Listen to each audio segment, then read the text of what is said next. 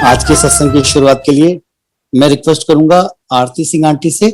आरती aunty आप आए और गुरु जी का सत्संग शेयर करें। गुरु जी की बहुत बहुत मेहर। आज जो भी मैं सत्संग करूंगी मुझे नहीं पता, गुरु जी जो कराएंगे वो मैं कोशिश करूंगी बोलने की और बताने की कि गुरु जी कितना हम लोगों के ऊपर अपनी कितनी ब्लेसिंग देते हैं, कितनी ब्लेसिंग किस तरीके से हमारी छोटी छोटी बातों में हमारे ऊपर हम लोगों को ब्लेस करते हैं। हम लोग गुरु जी के पास 2006 में गए थे। मेरे ब्रदर इन लॉ को किडनी की प्रॉब्लम थी और हमें बैरी अंकल लेके गए थे गुरुजी से मिलने। एक दिन अंकल बैरी अंकल के यहाँ किसी काम से गए हुए थे, वो उस टाइम मंदिर जाने के लिए तैयार थे। तो अंकल ने बोला कि मैं आज तो बात नहीं कर सकता, ठीक है आपसे, मैं किसी और दिन आ पाना क्योंकि आज मैं मंदिर जा रहा हूँ। अंकल ने ऐसे ही उनसे पूछ लिया कौन से मंदिर जा रहे हो। उससे पहले हम जब 2001 में गुड़गांव आए दिल्ली से, तो हम लोग एम्पायर स्टेट के बाहर से जैसे वीकेंड में दिल्ली से गुड़गांव आते थे, वहाँ पे लंबी लंबी गाड़ियां खड़ी होनी, बहुत भीड़ दिखाई देनी। तो हम लोग सोचते थे यहाँ पे कोई पब वगैरह है या कुछ, मतलब पार्टियां होती रहती हैं। उसी में हमें नहीं पता थी। फिर जब गुरुजी उस दिन अंकल जब बेरी अंकल के साथ उस दिन मंदिर गए, अंकल ने बोला कि मैं ठीक है घर जाके और बता के आ जाता हूँ और थोड़ा चेंज कराता हूँ। बेरी अंकल बोले आप अब घर क्या जाओगे, आंटी को फोन कर दो और यहीं पे ही आप अपने रेडी हो जाओ, हाथ मुंह धो लो और हमारे साथ चलो। गुरुजी के पास उस दिन अंकल गए। अंकल को बड़ा अच्छा लगा एम्पायर स्टेट में। गुरुजी से बेरी अंकल ने मिलवाया। उस दिन तो गुरुजी को अंकल ने कुछ नहीं बोला। नेक्स्ट टाइम जब गुरुजी के पास गए तो गुरुजी ने थोड़ी सी बात की। तब अंकल ने बताया कि मेरे ब्रदर इन लॉ हैं, उनको किडनी की प्रॉब्लम है। गुरुजी ने बोला ठीक है उनको लेके आना। नेक्स्ट टाइम अंकल अपनी सिस्टर को और ब्रदर इन लॉ को लेके गए तो गुरुजी ने दीदी से बोला कि आप ना लोटा लेके आना, नेक्स्ट टाइम कल आना और लोटा लेके आना। दीदी नेक्स्ट टाइम अगले दिन लोटा लेके गई। गुरुजी ने ब्लेस कर दिया और ब्लेस करके उनको दिया। सिंगला अंकल ने उनको बताया किस तरह उसको यूज करना है और भाई साहब का ट्रांसफर हुआ, वो किडनी ट्रांसप्लांट हुआ और वो अभी तक बिल्कुल ठीक थे। और उस तरह से वहां से हमारी जर्नी शुरू हुई गुरुजी के साथ। हम लोग जाते थे, हमें गुरुजी के बारे में कुछ नहीं पता थी, लेकिन अच्छा लगता था, पीस मिलता था वहां जाने के बाद।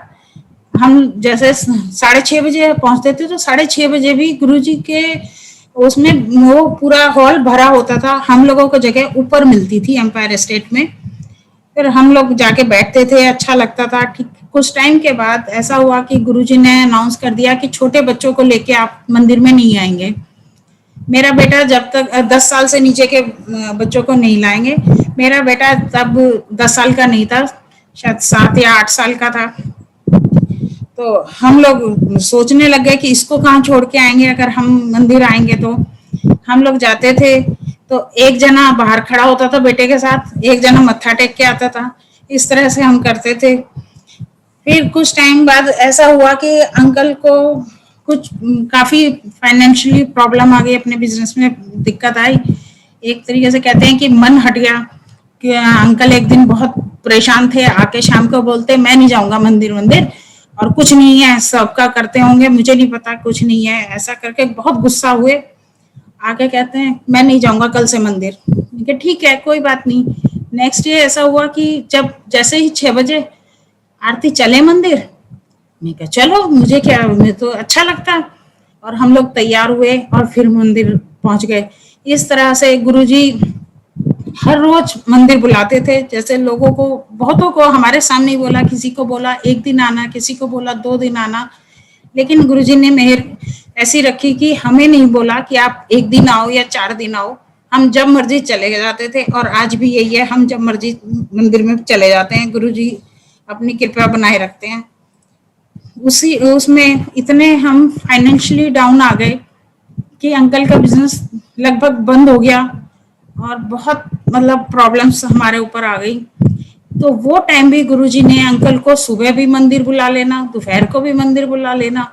जब फोन करो, आप कहाँ हो? मैं मंदिर में हूँ, ये काम था इसलिए मैं मंदिर आ गया हूँ। शाम को तो जाना ही मंदिर।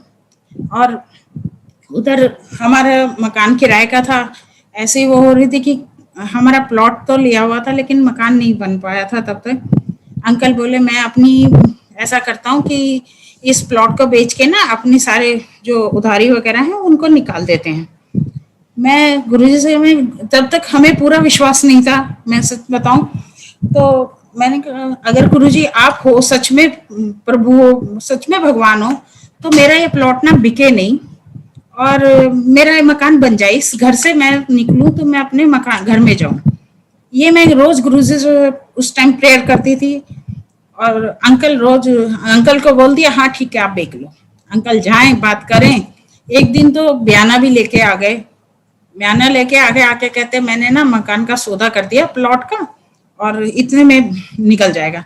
मैं बहुत रोई उस दिन गुरुजी के सामने में कि गुरुजी अब नहीं मेरा घर बनेगा बिल्कुल भी, अब तो हमेशा मुझे किराए के घर में रहना पड़ेगा। ऐसा कुछ हुआ। गुरुजी के तो खेल निराले हैं, आप सबको पता ही है। नेक्स्ट डे उस बंदे ने मना कर दिया कि जी मुझे नहीं खरीदना और आप मेरा चाहो तो बयाना दे दो, नहीं चाहो तो मत दो। अंकल ने आके बताया, कहते उसने तो मना कर दिया और अब हम ना चल बेचेंगे नहीं, जैसे कैसे भी करेंगे अपना मकान बनाएंगे। और वो बयाना अंकल वापस करके आ गए। उसके बाद गुरुजी ने वो पता नहीं किस तरीके से मकान बनवाया, किस तरीके से नहीं, और हम उसमें शिफ्ट हो गए। उधर अंकल के फाइनेंशियली भी धीरे धीरे सब काम ठीक होने लगे और इतना अच्छा मतलब वो घर बनवाया कि पूछिए मत। उसी बीच में जब हमारी प्रॉब्लम्स चल रही थी तो गुरुजी ने मेरे को जॉब दी। मेरे को बड़ा शौक था कि मैं टीचिंग की जॉब में जाऊं। मैंने बीपीएड किया हुआ था लेकिन मेरी कभी हिम्मत नहीं हुई कि मैं कहीं पे ज्वाइन करूं या मतलब कहीं पे अप्लाई करूं, क्योंकि मैं इंटरव्यू फेस नहीं कर सकती, मेरे से बोलते हुए घबराहट होती है मुझे।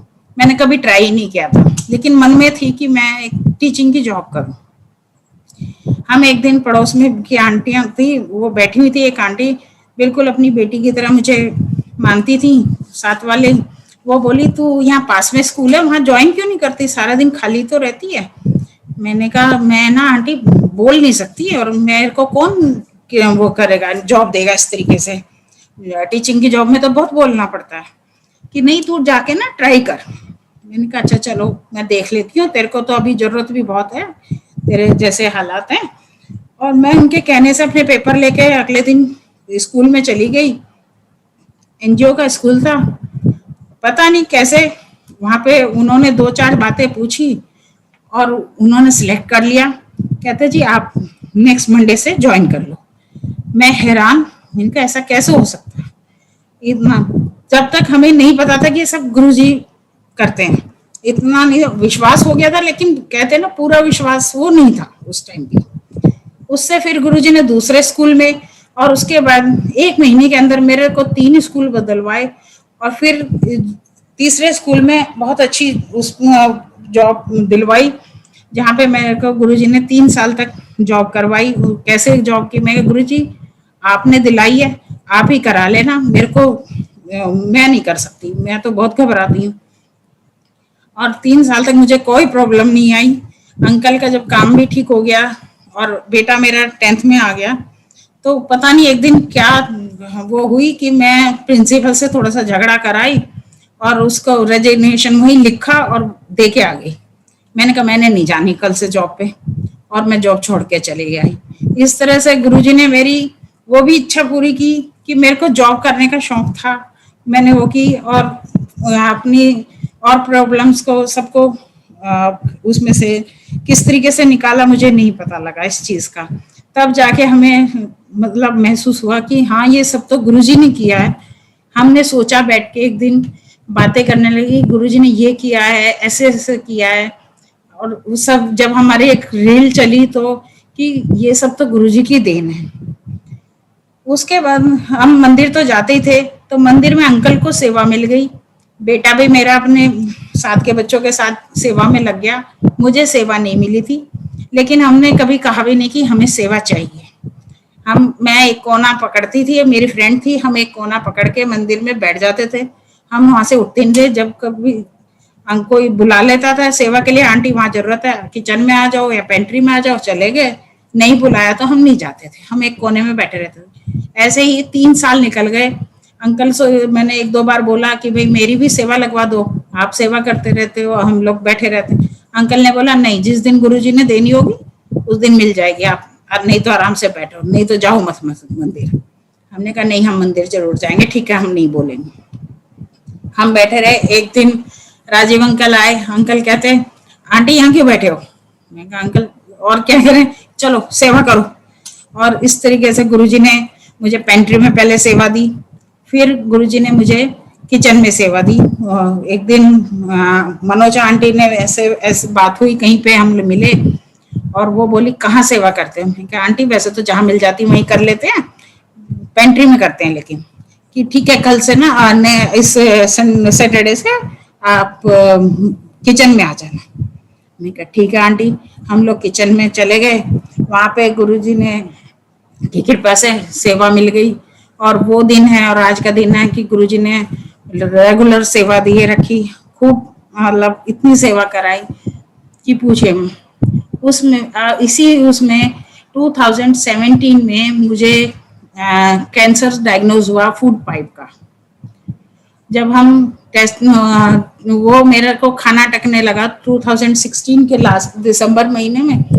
ऐसे ही 2-4 से बात हुई कि ये प्रॉब्लम होगी, वो प्रॉब्लम होगी, किसी से भी बात करें और आप इसको दिखा लो, उसको दिखा लो। मतलब उस पर हमने कोई गौर नहीं किया कि कुछ खास प्रॉब्लम होगी। उनके गला वैसे ही खाना फंसता है, गला खराब होगा, हो जाएगा ठीक। ऐसे ही करते करते 2-3 महीने निकल गए। जब मार्च में जब मैंने डॉक्टर को नहीं दिखाया तो गुरुजी ने अपनी लीला करी और मेरे बेटे का गला खराब हो गया। गला खराब भी क्या हुआ, उसको छाले हो गए अंदर गले में, और मैं उसको गरम गरम चीजें दिए जाऊं कि गला खराब है इसका। जब नहीं ठीक हुआ तो हमारे वहीं घर के पास ही एक अंकल रहते थे, डॉक्टर अंकल। उनका घर बनाया था अंकल ने, तो अच्छी जान पहचान थी। वहां पे अंकल अपने बेटे को लेके गए, उनको दिखाया, उसको उन्होंने दवाई वगैरह दे दी कि इसको छाले हैं ऐसे, और आप ना इसको मतलब ठंडी चीजें दो, ये सब चीज बताई। उसी में अंकल ने बोला कि वो मेरी वाइफ को ना गले में खाना अटकता है। वो ईएनटी स्पेशलिस्ट दिल्ली से रिटायर हुए थे। वो बोले अच्छा तो आप ना दिखा जाना। आके अंकल ने बोला कि आप ऐसा करो, कल परसों बेटा जाएगा, आप उसके साथ चले जाना डॉक्टर के पास और अपना गला दिखा जाना, क्योंकि मेरे को खाना खाने में बहुत प्रॉब्लम हो रही थी उस टाइम पे। मैंने कहा ठीक है। मैं डॉक्टर के पास जाने में इंटरेस्टेड नहीं होती, बहुत मुश्किल से जाती हूँ मैं डॉक्टर। तीसरे दिन भी मैंने बेटे को भेज दिया, मैं नहीं जा रही, ये पापा तो वैसे ही कह रहे हैं और कुछ नहीं है, गला खराब होगा, ठीक हो जाएगा अपने आप, क्या हो तुम। ये कह के मैं नहीं गई। बेटा चला गया, आके मेरे को पूछा कि भाई आप गए थे डॉक्टर के पास? मैंने कहा नहीं, मैं नहीं गई। नेक्स्ट डे अंकल मेरे को जबरदस्ती लेके गए कि चलो मैं दिखा के लेके आता हूँ, ये तो तुम ऐसे ही लापरवाही करते रहोगी। जब हम गए तो उन्होंने देखते ही उन्हें पता लगी, उन्होंने टेस्ट लिख दिया। टेस्ट लिखा तो एक्सरे होता है पूरे गले चेस्ट का, वो उसमें दवाई पिला के जब आपको एक्सरे किया जाता है, उसमें मेरा डायग्नोज हो गया। उसने आगे सीटी स्कैन के लिए लिख दिया। इस तरीके से सीटी स्कैन वाले ने फिर आगे एंडोस्कोपी के लिए लिख दिया। एंडोस्कोपी में बायोप्सी हुई, उसमें वो डायग्नोज हो गया कि भाई कैंसर है। उससे पहले जब सीटी स्कैन की रिपोर्ट हम डॉक्टर को दिखाने गए, डॉक्टर थे चट्टोपाध्याय, एम्स के डॉक्टर है ILBS में, उनको हमने दिखाया। तो वो अपने उसके साथ जूनियर के साथ उसको रिपोर्ट को अपने जो उनके लगा के देखते हैं जिस बोर्ड पे, उस पे लगा के देख रहे हैं, और उस पे ना ऐसे वो कह रहे कि यहाँ से यहाँ तक है, और मैं सामने बैठी हुई। तो मैं उनकी बातें ध्यान से सुन रही। अंकल बाहर थे मैंने कहा कुछ ना कुछ गड़बड़ है और ये इतना बड़ा है, ये शायद ट्यूमर तो नहीं हो गया तेरे को। अंदर से मेरे को वहां पे या बैठे बैठे आवाज आई। कोई बात नहीं, मैंने नहीं बोला। आ गए, उन्होंने एंडोस्कोपी कराई, उसमें बायोप्सी कराई। बायोप्सी में वो हो गया कि हाँ ये ट्यूमर है। अंकल जब रिपोर्ट लेके आए अगले दिन, एक हफ्ते में रिपोर्ट आई। रिपोर्ट में क्लियर हुआ, अंकल की आंखों में आंसू, लेकिन मेरे को सामने से बता नहीं रहे कि आपको कैंसर डायग्नोज हुआ है। मैंने कहा क्या आया है रिपोर्ट में, मेरे को दिखाओ आप रिपोर्ट, मैं अपने आप पढ़ूंगी। कि नहीं कुछ नहीं है और कल डॉक्टर के चलेंगे। थोड़ी देर बाद मैं बोली, मैं क्या क्यों टेंशन ले रहे हो, कैंसर है ना मुझे, ट्यूमर बताया ना डॉक्टर। वो मेरी शक्ल देख रही कि तू बोल क्या रही है, तेरे को कैसे पता है ये सब। फिर मैंने बताया, मैं क्या डॉक्टर ऐसे ऐसे बोल रहे थे, तो मेरे को समझ में आया कि शायद मेरे को ट्यूमर हो गया है। कि हाँ लेकिन कोई नहीं, ठीक हो जाएगा। मैं क्या ठीक तो होगा, क्यों नहीं होगा, गुरुजी है ना, अपने आप करेंगे। ये कह के वहां से हम लोग शुरू हुए। फिर जैसे डॉक्टरों से बात हुई, हमारा प्रोटोकॉल स्टार्ट हुआ। उसमें मेरे को 5 कीमोथेरेपी और 25 रेडिएशन बताई गई। उससे पहले जब हम सेवा किया करते थे तो हाँ, आपको सबको पता ही है कि मंदिर में बहुत बड़ी तवी है। उस तवे पे जब हम चपाती सेकते हैं तो उसकी इतनी हीट आती है कि हमें अंदर से जलन महसूस होती है। और ज्यादातर मेरे को उस पे चपाती सेकने का ही सेवा मिलती थी। और हम कई कई घंटे चपाती लगातार सेकते थे। मतलब वो एक जैसे रेडिएशन में हीट मिलती है बॉडी को, इस तरह की रेडिएशन वहां पे होती थी। गुरुजी ने वो मेरी रेडिएशन चपातियां सिकवा सिकवा के पहले ही कर दी थी, जिस चीज को हम नहीं समझ पाए थे।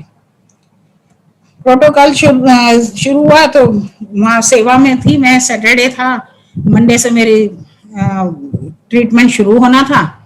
मैंने कहा सुधा आंटी हमारे वो हैं, उस टाइम सुधा आंटी हमारी इंचार्ज थी। तो मैंने आंटी से बोला, आंटी लास्ट में जब हम क्लोज कर रहे थे, आंटी मैं ना कुछ दिन मंदिर नहीं आऊंगी। मैंने ऐसे ये नहीं बोला कि शायद नहीं आ पाऊंगी, मैंने कहा कुछ दिन ना मैं मंदिर नहीं आऊंगी। आंटी बोली क्यों, क्या हुआ। हम लोग छुट्टी नहीं करते हमारे, क्योंकि मन होता है कि बस मंदिर जाना है, सेवा नहीं छोड़नी अपनी, किसी भी तरीके से कोशिश हमारी ये रहती है। मैं कहा आंटी ऐसे ऐसे मेरे को कैंसर डायग्नोज हुआ है और मेरा ट्रीटमेंट शुरू हो रहा है। आंटी वो चोला था जिसपे पहले गुरुजी के स्वरूप के सामने हम लोग चोले पे थाली रखते थे किचन में ही, वो फोल्ड कर रही थी आंटी। आंटी मुझे देते हुए बोलती हैं, ले करना तो गुरुजी ने, डॉक्टरों ने क्या करना है, और कुछ नहीं होना, बिल्कुल ठीक हो जाएगी। मैं कहा बिल्कुल आंटी, क्यों नहीं ठीक हो। और गुरुजी से तू ये प्रेयर कर, गुरुजी जहां भी रखो आप अपने पास रखो, यहाँ रखो या दूर। मैं आंटी ये तो मैंने खुद ही बोला गुरुजी को, गुरुजी यहाँ रखोगे तो भी आपके पास, अपने पास ले जाओगे वहां भी आपके पास, जैसे आपकी मर्जी। और फिर मेरा वहां से हम आ गए। अगले दिन से ट्रीटमेंट शुरू हुआ। ट्रीटमेंट में जब रेडिएशन देते हैं उससे पहले हमारी सीटी स्कैन होता है। उसमें क्या है कि काफी प्रॉब्लम्स होती हैं जब हमारे उसमें दवाई इंजेक्ट की जाती है, तो उसमें ऐसा हो जाती है बॉडी जैसे आपको फिट पड़ रहा हो, इस तरीके से हमारी बॉडी रिएक्ट करती है। और मैंने गुरुजी का लॉकेट ले रखा हाथ में, वो जबकि वो सब मेटल की सब चीजें आपके निकलवा देते हैं, कुछ भी आपने नहीं डाला होता हाथ पैरों में। वो बोल मेरे हाथ में देख के कहती हैं सिस्टर कि ये क्या है मैडम, ये तो आपको नहीं रखना। मैं कहा देखो ये तो मैं रखूंगी। और मैंने गुरुजी का लॉकेट अपनी फिंगर में धागे से बांध लिया, प्लास्टिक का था। मैंने कहा ये आपको प्रॉब्लम ही होगी क्योंकि ये प्लास्टिक का है और मैं इनको नहीं छोड़ूंगी, जो भी है ये मेरी अपनी विश्वास है इनके साथ, आप ना इसको मना करें। वो पता नहीं, उन्होंने कहा ठीक है आप जैसे आपकी मर्जी। मैंने वो हुआ मेरा सिटी स्कैन वगैरह, उसमें मेरे को प्रॉब्लम हुई, काफी हुई, लेकिन उस लेवल की नहीं हुई जो लोग मुझे बताते थे। घर आ गए। घर आने के बाद जैसे मिलने आए जिनको प्रॉब्लम हुई थी पहले कैंसर की, वो ऐसे ही अंकल के सामने बोलने लगे बैठ के, इनको ना ये प्रॉब्लम होगी, इनको इतनी ज़्यादा प्रॉब्लम हो जाएगी, और आप ना इनके लिए सिस्टर वो कर दो, अटेंडेंट रख दो घर में। ये सब अंकल ने वो सब तैयार कर लिया। मेरे को बड़ा गुस्सा आया, वो चले गए। मैंने कहा मुझे कोई प्रॉब्लम नहीं होनी, आप टेंशन ना लो। कहते अंकल को गुस्सा आ गया, कहते तू तो ऐसे ही बोलती रहती है, चल मैं अपने आप कर लूँगा। मैंने कहा ठीक है आप कर लो, लेकिन सिस्टर वगैरह किसी को बुलाना नहीं घर पे, मुझे नहीं चाहिए, मैं अपना काम खुद कर लूँगी। और उधर हमारा प्रोटोकॉल था, उसमें डॉक्टर ने भी बोला, जो कीमो वाला डॉक्टर था, कि ना आप तैयार रहना, हो सकता है मैडम को फूड पाइप में इतनी दिक्कत हो जाएगी कि इनके पेट में पाइप लगानी पड़ेगी खाने के लिए, जिससे ये मतलब खाना नहीं खा पाएंगे, तो फूड पाइप के थ्रू हमें इनको खाना देना पड़ेगा। और मैं उस डॉक्टर की शक्ल भी देखो, बाहर निकल के मैंने कहा इसका ना पागल हो गया है, इसका दिमाग खराब है, मेरे को कोई प्रॉब्लम नहीं होनी, गुरुजी ने कुछ नहीं होने देना। अंकल वो कर रहे थे, 2-3 डॉक्टर से साथ साथ बात चल रही थी, सबसे बात करते तो वो कहने लगे ठीक है आप ना उनको फोर्स नहीं करो, जैसे वो कह रही हैं आप करने दो। हमारा ट्रीटमेंट शुरू हुआ।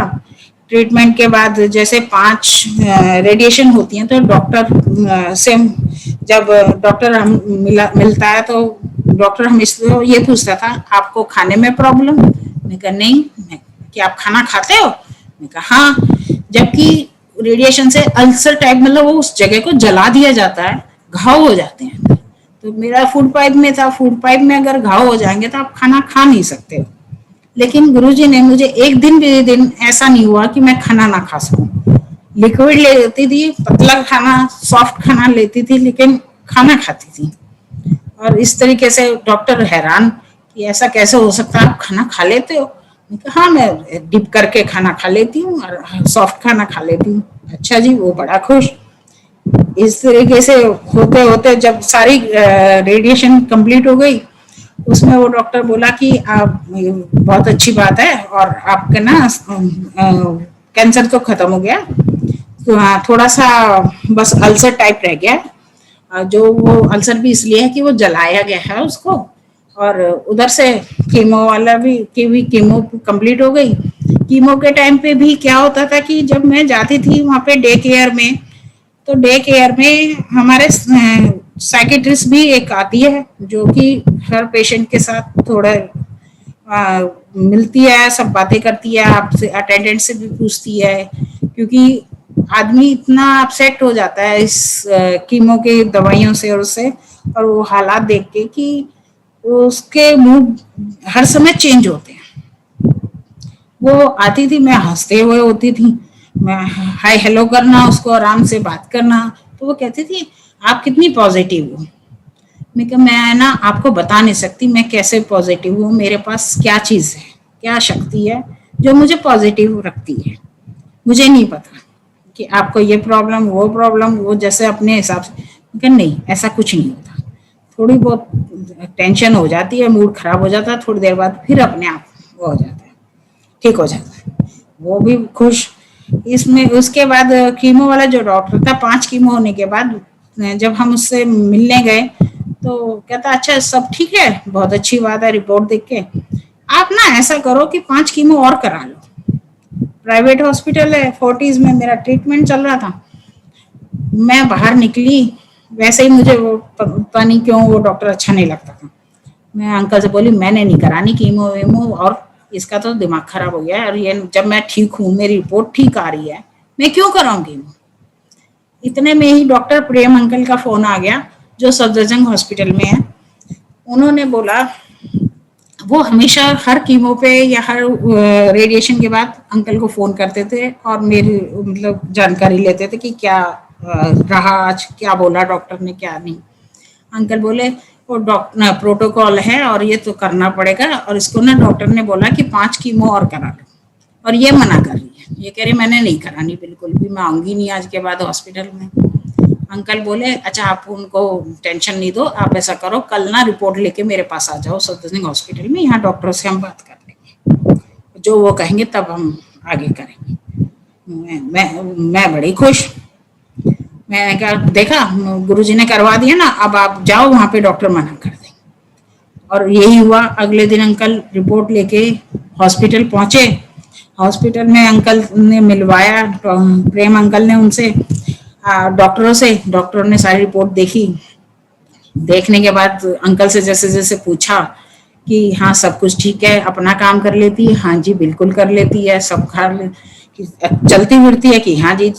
वो खुद ताजुब मान रहे थे कि ऐसा कैसे हो सकता है, जबकि हालत तो इतनी खराब हो जाती है पेशेंट की कि वो बिस्तर से उठना ही मुमकिन नहीं होता उसके लिए। नहीं, वो सारा काम कर लेती है अपना, घूमती है खूब और रहती, ठीक रहती है। तो कहते क्यों आप फिर कोई जरूरत नहीं है आपको और आगे कीमो देने की, ये रिपोर्ट आप बिल्कुल ठीक है, इनमें कोई दिक्कत नहीं आ रही है, छोड़ो नहीं करानी कीमो, आपने कोई जरूरत नहीं। अंकल का वहीं से मेरे पास फोन आता है कि तेरी ना सुन ली गुरुजी ने, और यहाँ डॉक्टरों ने मना कर दिया कि तुझे आगे कीमो की जरूरत नहीं। मैं बड़ी खुश, गुरुजी को शुक्राना किया, थैंक यू किया, बहुत किया जितना मैं कर सकती थी। गुरुजी आपने मेरा हर टाइम साथ दिया है, आगे भी हमें ऐसे ही साथ देते रहना। और उसके बाद फिर हम उसी डॉक्टर चट्टोपाध्याय जी के पास गए। उनको जैसे दिखाना था कि रिपोर्ट आप लेके आना, दिखाना आगे क्या करना है, फिर मैं बता दूँ। उन्होंने देखा, सब टेस्ट वगैरह किए, करके कहते आप चल लेती हो, फिर लेती हो। मैंने कहा हाँ जी, इसमें सब काम कर। वो डॉक्टर इतना खुश हुए। तब उस दिन उन्होंने बताया कि आज आपका केस जो हुआ ये इम्पॉसिबल केस था, इस केस ये ठीक होने की वो होती नहीं है, ये केस ठीक ही नहीं होता, इसमें इंसान बचता नहीं है। और आपके पास उस टाइम सिर्फ 2 महीने थे, जो मैंने इनको बताए थे कि इनके पास सिर्फ 2 महीने हैं, जो करना है आपको इसमें कर लीजिए, उसके बाद नहीं। मैंने कहा आपको नहीं पता मेरे पास क्या चीज है, किसने मुझे बचाया है, मुझे पता है, वो मेरा बिलीव है। मैं उनको एक्सप्लेन नहीं कर सकती थी, मैं इनको समझाने बैठूंगी इनके समझ में नहीं आएगा, छोड़। और मैं इनका, वो डॉक्टर कहता कि इनका ना मुझे अगर ऑपरेशन करना पड़ता, मैंने इसीलिए पहले बोला था कि आप पहले रेडिएशन और कीमो करा लो, फिर बाद में बताऊंगा।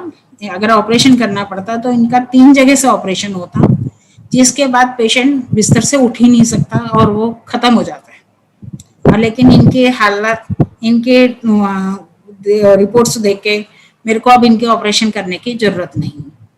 और मैं तो इतनी खुश कि पूछे हम बहुत ज्यादा। मैंने कहा देखा, आपसे मैंने कहा था ना कि गुरुजी अपने आप कर लेंगे ठीक, तुम क्यों टेंशन ले रहे हो।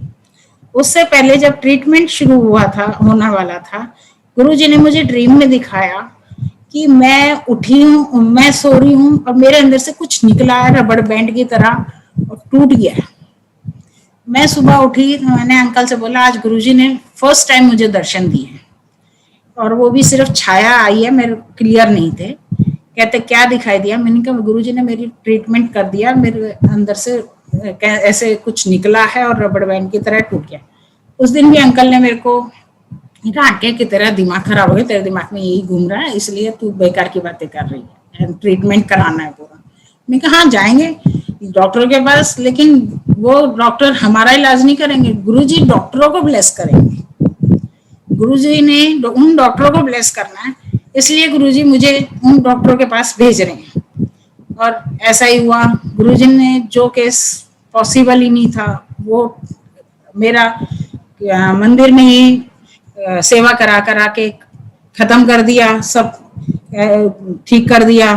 और उसके बाद मैं 1.5 महीने बाद ही मंदिर में वापस आ गई। हालांकि मेरे सब सहेलियों ने कहो या मेरे जो टीम पार्टनर थे, सब ने मेरे को बहुत डांटा, क्यों आ गई तू मंदिर, इतनी आराम करना था।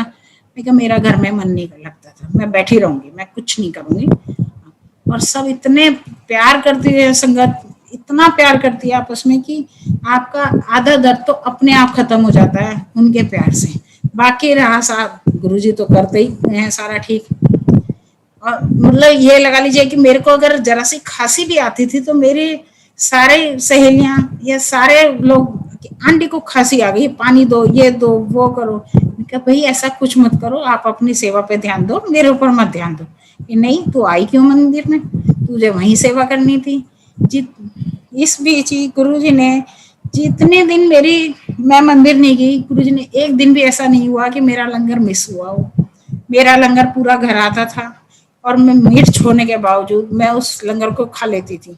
घर के मैं जो नमक भी मेरे को लगता था, मैं मिर्च वाला लंगर खा लेती थी आराम से, और मैं इंतजार करती थी कि अंकल आएंगे और मैं लंगर करूंगी। जब ये अप्रैल की बात थी, अप्रैल में जब तक ट्रीटमेंट शुरू नहीं हुआ था, सिर्फ बातें ही चल रही थी, तो उसमें बैसाखी का फंक्शन आ गया। अंकल ने उस टाइम आपने सेवा नहीं ली। हर बार अंकल सेवा करते थे, उस दिन उस टाइम मना कर दिया कि मैं नहीं सेवा कर रहा, क्योंकि तू नहीं जा सकती तो मैं भी नहीं जा रहा, तेरा मन खराब होगा। और हम लोग मंदिर नहीं गए। शाम के टाइम 5-6 बजे मेरा ऐसे ही मन अंदर से परेशान हुआ। मैंने कहा क्या हम दर्शन के लिए भी नहीं जाएंगे? हमने दर्शन, मेरा मन है कि आज मैं दर्शन करके आऊँ मंदिर। अंकल बोले चलना है? मैंने कहा हाँ मेरा मन है, बाकी आप देख लो। अच्छा चलो चलते हैं। पहले तो थोड़ा सा ना नुकुर की नहीं जाना, परेशान हो जाएंगे और ये हो जाएगा। मैं कहा नहीं, मेरा बहुत मन कर रहा है कि मैं गुरुजी के पास जाऊं। चल पड़े। और जब हम वहां से एंट्री कर रहे थे, अंकल कभी अपनी गाड़ी के लिए या हमारे लिए कभी नहीं किसी को बोलते थे कि भाई आंटी आ रही है या इस गाड़ी को पास होने देना, कुछ नहीं, कभी भी किसी से भी, मतलब अपने लिए नहीं। उस दिन फर्स्ट टाइम अंकल ने कि भाई मैं आंटी को लेके आ रहा हूँ और हमें अंदर जाने दें, इस तरीके से सबको बोला। और उसके बाद मेरे को इतना बोला, आज मुझे तेरी वजह से सबके सामने बोलना पड़ रहा है, सबसे मुझे रिक्वेस्ट करनी पड़ रही है, और तू बैठ नहीं सकती थी घर में। इस तरह मैं अंदर से बहुत परेशान हो गई और मैं गुरुजी से कह रही, मैंने कहा गुरुजी मैं तो आपके दर्शन करना चाह रही थी, लेकिन अंकल इतने क्यों परेशान हो रहे हैं? गुरुजी ने अंकल से सेवा करानी थी इसलिए बुलाया था। हम लोग गए मंदिर में, माथा टेका, और माथा टेक के मैं जैसे मंदिर में घुस रही थी, मैंने कहा अगर मुझे मौका मिल गया ना तो मैं हॉल में बैठूंगी, नहीं मिला तो फिर हम लोग आ जाएंगे बाहर। मैंने कहा किसी से बोलेंगे नहीं कि भाई हमें हॉल में बैठा। अंकल कहते ठीक है। हम लोग गए हॉल के दरवाजे पे, जैसे ही घुसे अंकल थे योगेश अंकल, वो बोले आंटी आओ बैठो, और मैं बिल्कुल गुरुजी के सामने अंकल ने बैठा दिया। मेरे अंकल बोले अच्छा तुम बैठी हो तो मैं चलो बाहर देख लेता हूँ, थोड़ी बहुत सेवा कर लेता हूँ। अंकल अपनी सेवा पे चले गए, वहां गए अपनी सेवा में लग गए और मैं हॉल में बैठी रही। तो 1-1.5 घंटे के बाद मैं उठी तो योगेश अंकल कहते कहाँ जा रही हो आंटी? अंकल कॉफी प्रसाद ले लेती हूँ। क्यों, कहाँ भागा जा रहा है कॉफी प्रसाद, बैठ जाओ। जैसे मतलब गुरुजी डांटा करते थे इस तरीके से, और मैं बैठ गई। उस दिन गुरुजी ने मुझे बहुत देर में बैठाया। मैं गुरुजी के सामने उस दिन रोई, उसके बाद मैं पूरे ट्रीटमेंट में कभी नहीं रोई। मैंने अपने मन की जो भड़ास थी, जो मैं बोल सकती थी, सब कुछ बोला, और उसके बाद मैं इतना हल्का महसूस किया। उसके बाद गुरुजी ने मेरे को ऐसे हाथों पे रखा, ऐसे मतलब इतनी बड़ी उसमें से ऐसे निकाल रहा है जैसे फूलों की तरह हम बाहर निकल आते हैं। इतनी बड़ी प्रॉब्लम से हाथों हाथ गुरुजी ने हमें बाहर निकाल लिया। इतना ब्लेस किया गुरुजी ने, और आज 4 साल हो गए। उसके बाद कोई प्रॉब्लम नहीं होने दी महाराज ने। वो उनकी महिमा वही जानते हैं, उनके लिए हम कुछ, उनका शुक्राना भी हम अपने शब्दों से नहीं कर सकते। कोशिश करते हैं लेकिन जो हमें करना चाहिए शायद हम वो नहीं कर पाते। जय गुरु जी। मैं अब रिक्वेस्ट करूंगा सिद्धार्थ चड्डा अंकल से कि वो आए और गुरुजी का सत्संग शेयर करें। गुरुजी के साथ हमारी जर्नी 2005 में शुरू हुई, जहां तक हमें याद है। बाकी पहले जब से जन्म लिया तब से गुरुजी रक्षा करते आते हैं, लेकिन जब साक्षात गुरुजी के दर्शन करने का मौका मिला तो 2005 में फर्स्ट टाइम मेरी मदर एम्पायर स्टेट जाने का उनको मौका मिला, गुरुजी ने बुलाया।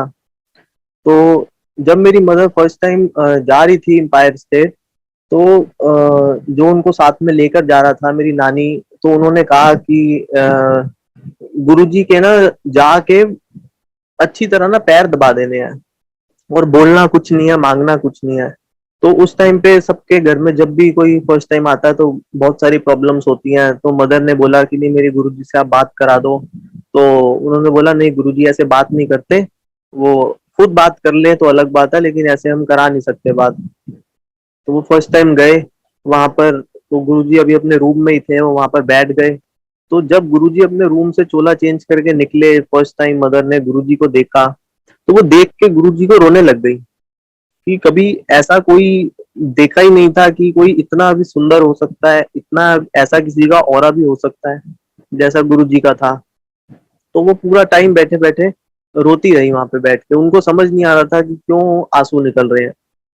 तो चाय प्रसाद हुआ, लंगर प्रसाद हुआ, तो बहुत अच्छा लगा। तो लेकिन जब वो बाहर निकल रहे आज्ञा लेके, तो उनको गुरुजी का छोटे सा स्वरूप मिल गया।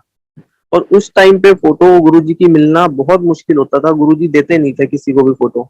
तो वो कहते होते थे कि तू की करनी है फोटो, मंच बसा। तो वो बहुत मुश्किल से फोटोग्राफ्स गुरुजी की पहले बटती थी, और गुरुजी जिसको देते थे उसी के पास होती थी। तो मेरी मदर को फर्स्ट टाइम गए तो फोटोग्राफ मिल गई गुरुजी की, तो मेरी नानी बहुत ज्यादा खुश कि ये पहली बारी में फोटो कैसे मिल गई गुरुजी की। यहाँ पे तो 2-2 साल पुरानी संगत के पास गुरुजी की फोटो नहीं है। बट मदर को इतना लगा नहीं, उनको लगा कि एक फोटो ही तो मिली है, नॉर्मल सी चीज है। वो उस टाइम तक जानते नहीं थे गुरुजी को, उनके बारे में कुछ पता नहीं था। जब फोटो घर पर आ गई तो मदर ने बताया हमें कि ऐसे ऐसे गुरुजी हैं, और वहां पे ऐसे लंगर होता है, सत्संग होता है। तो जो गुरु वर्ड सुन के एक माइंड में इमेज बनती है, वो मेरे भी माइंड में बनी कि कोई बड़े से स्टेज पे कोई ऑरेंज कपड़ों में बैठे होंगे, आसपास सेवादार होंगे। तो ऐसी एक इमेज गुरुजी को देख के बनी। थोड़े दिनों के बाद मेरे को ड्रीम आया गुरुजी का कि हमारी पूरी फैमिली बड़े मंदिर की जो हॉल है वहां पे सीढ़ियों पे बैठी है, और मैं अपने ब्रदर को बोलता हूँ कि चल कुटिया पे ना आज्ञा ले आते हैं। तब तक मुझे कुछ नहीं पता था कि बड़ा मंदिर क्या है, कहाँ पे कुटिया है, मैं गया ही नहीं था कभी। तो मेरे ब्रदर ने बोला यहाँ पे तो कोई कुटिया ही नहीं है, हम कहाँ जाएंगे। मेरे साइड से एकदम से एक ना अंकल पास हुए, उन्होंने ऑरेंज चेक शर्ट और ब्लैक पैंट पहनी थी। तो वो कुटिया की तरफ जा रहे थे, मैं उनके पीछे पीछे चलने लग गया। तो गुरुजी ने मेरे को ड्रीम में पूरा मंदिर भी दिखाया, शिवलिंग भी दिखाया, और मुझे इतना भी पता है कि कुटिया के अंदर जाना अलाउड नहीं है, सिर्फ गुरुजी जा सकते हैं कुटिया के अंदर। तो वो अंकल कुटिया के अंदर चले गए, मैं बाहर ही खड़ा हो गया। वो कुटिया के अंदर मैंने देखा कि एक टेबल पड़ा है, टेबल पे शिव जी की फोटो, गुरु जी की फोटो और एक शिवलिंग पड़ी है।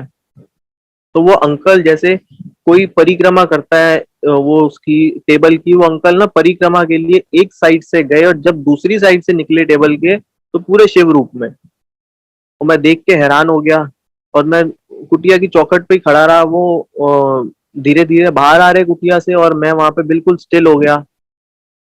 तो एकदम से जब वो बिल्कुल पास आ गए तो मेरी नींद खुल गई, और मैं रोने लगा, और मैं पूरा पसीनों पसीन भीगा हुआ पसीने से, क्योंकि कभी ऐसी कोई चीज ना कभी हुई, ना कभी ऐसी कोई चीज देखी। तो जिसको भी ये ड्रीम मैं बताता था कि ऐसा ऐसा हुआ, तो मैं रोने लग जाता था। तो जैसे ही नानी को पता चला कि ऐसे ऐसे गुरुजी का ड्रीम आया, तो उन्होंने बोला है तो गुरुजी का ही ड्रीम है, तो गुरुजी के दर्शन के लिए ना ले जाओ।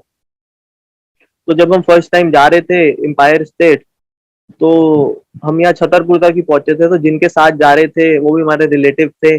तो सारे आपस में जैसे बात कर रहे थे कि ये तो पता नहीं शाकाल है, जादू तो ना करते हैं, ऐसे कोई गुरु होते हैं क्या, और पहली बारी गए सपने आने शुरू हो गए।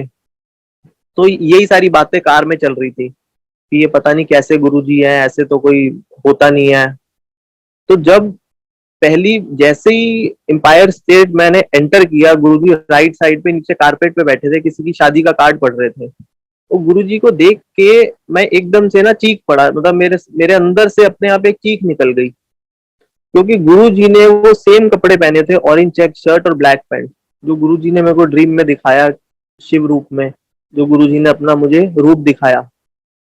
उस दिन फर्स्ट टाइम गुरुजी के चरण छुए उनके, वो नीचे ही बैठे थे, उनकी गोदी में सिर रख के माथा टेका, तो हमें ऊपर बैठने का मौका मिला एम्पायर स्टेट।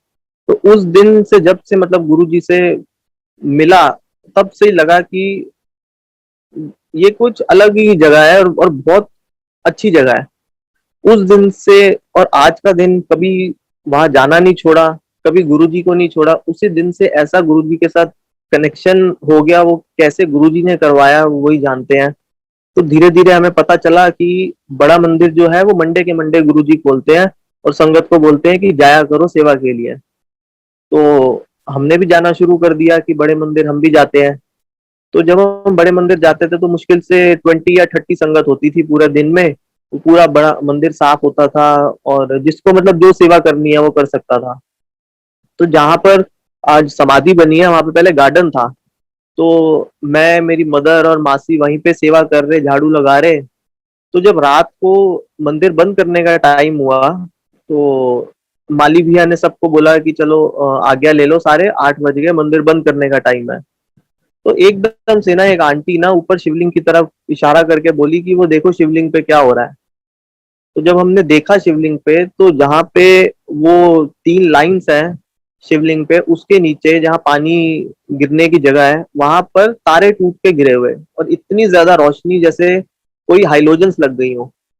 और शिवलिंग के अंदर 1 फुट लंबी ज्योत अपने आप वो हो गई, प्रोड्यूस हो गई। और वो इतनी लंबी ज्योत शिवलिंग के अंदर जलने लग गई। तो एकदम से शोर मच गया मंदिर में कि ये क्या हो रहा। तो माली भैया ने फटाफट सबको बाहर निकाला कि नहीं नहीं चलो मंदिर बंद करने का टाइम हो गया। तो जैसे ही मंदिर के बाहर हमने कदम रखा और शिवलिंग को देखा तो बिल्कुल नॉर्मल, ना उसमें ज्योत जल रही, ना वहां पे कोई तारे टूटे हुए। और जैसे ही दोबारा से अंदर आए तो अंदर फिर से वही था कि वहां पे तारे भी थे और शिवलिंग में ज्योत भी जल रही थी। तो उस टाइम पे नए नए थे तो एक्सपेरिमेंट करते थे गुरुजी के भी साथ। तो कभी अंदर कूद रहे, कभी बाहर कूद रहे मंदिर के, कि अंदर जा रहे हैं तो दिख रहा है, बाहर आ रहे हैं तो सब कुछ नॉर्मल है। तो माली भैया ने फटाफट सा वो किया, वाइंड अप किया और बंद किया मंदिर। तो उसके कुछ टाइम के बाद जोन सी आंटी को फर्स्ट टाइम वो दिखा कि ऊपर तारे टूट के गिर रहे हैं। वो एक कभी सत्संग सुना रही थी तो मैं भी वहां पे बैठा था।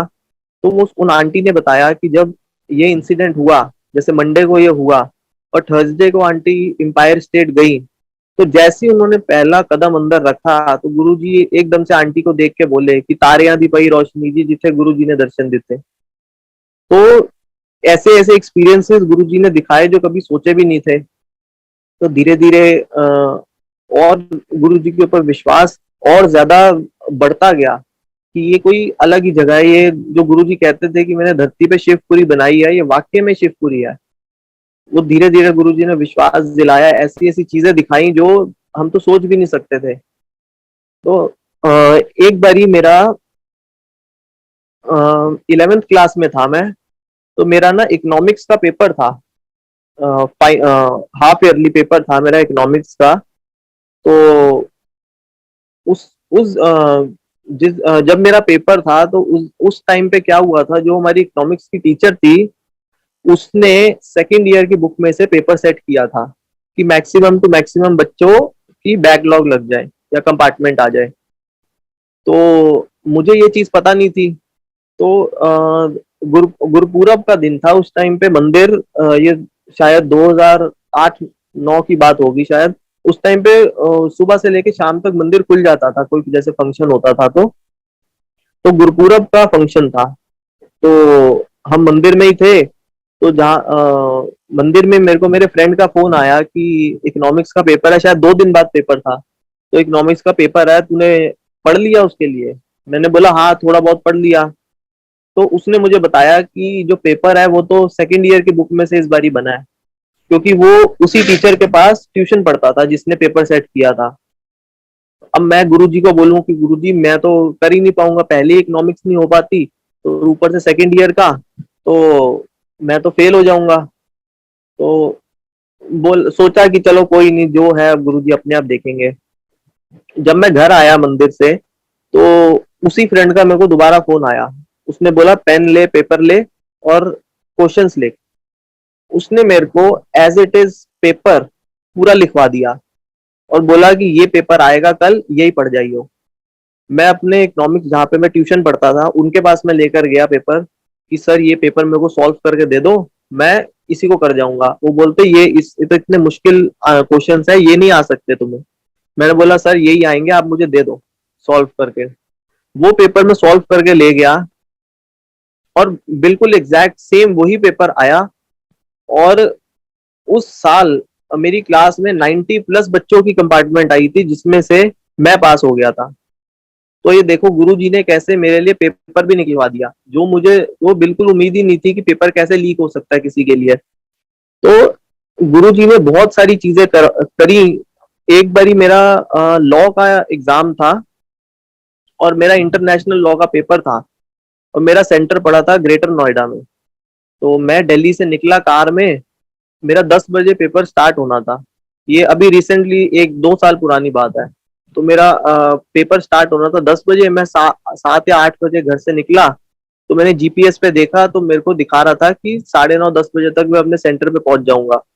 बट जब मैं डीएनडी तक पहुंचा तो वहां पे बहुत ज्यादा रश था, पूरा जाम था। तो एक एक घंटा मेरा वहीं पे वेस्ट हो गया।